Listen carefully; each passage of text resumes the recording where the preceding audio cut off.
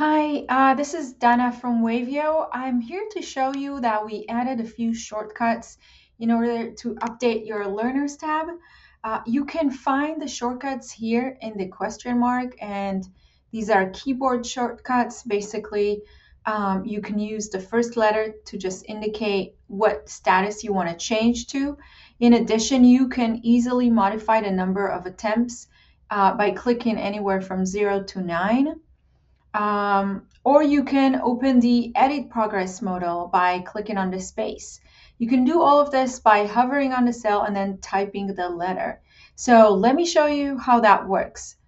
For example, I'm going to go to Kareem and hover on the cell, and then I'm going to click E, and automatically it gets updated to expert. Then I'm going to go here to Ashley, and I'm going to click on R, and that gets automatically updated to revise. I can click R again, and now you see 2 revision attempts. And then I'm going to click R again and 3 revision attempts. But I can change this back to 2 if I just click on the number 2.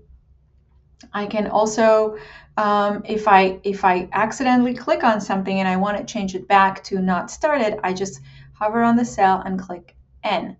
I can also click O to give it an optional, etc., etc. So all of this is now available to you when you're using the tracker. All you got to do is hover on the cell and just click the letter that represent the status you want to change into.